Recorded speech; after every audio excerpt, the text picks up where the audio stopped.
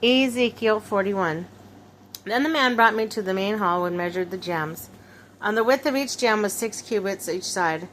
The entrance was 10 cubits wide, and the projecting walls on each side were 5 cubits wide. He also measured the main hall. It was 40 cubits long and 20 cubits wide. Then he went into the inner sanctuary and measured the jambs of the entrance. Each was 2 cubits wide. The entrance was 6 cubits wide.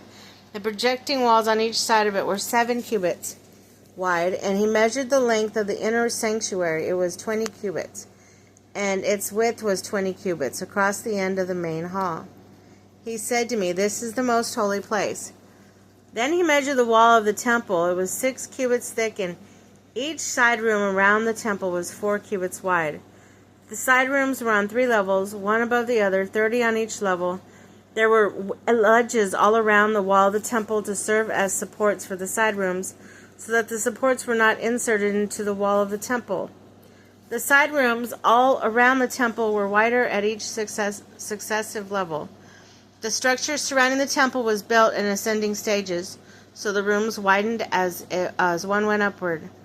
A stairway went up from the lowest floor to the top floor through the middle floor. I saw that the temple had a raised base all around it, forming the foundation of the side rooms. It was the length of a rod, 6 long cubits. The outer wall of the side rooms were 5 cubits thick. The open area between the side rooms of the temple and the priest rooms was 20 cubits wide all around the temple.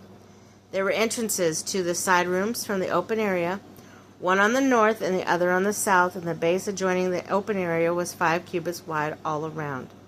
The building facing the temple courtyard on the west side was 70 cubits wide. The wall of the building was 5 cubits thick, and all around its length was 90 cubits. Then he measured the temple. It was 100 cubits long, and the temple courtyard was the building with its walls were also 100 cubits long. The width of the temple courtyard on the east, including the front of the temple, was 100 cubits. Then he measured the length of the building facing the courtyard at the rear of the temple, including its galleries on each side. It was 100 cubits. The main hall, inner sanctuary, and the portico facing the courts, as well as the threshold and the narrow windows, galleries in all 3 of them. Everything beyond, including the threshold, was covered with wood. The floor, the wall up to the windows were covered. And the space above the outside of the entrance to the inner sanctuary on the walls, at regular intervals all around the inner and outer sanctuary, were carved cherubim and palm trees. Palm trees alternated with cherubim. Each cherubim had 2 faces.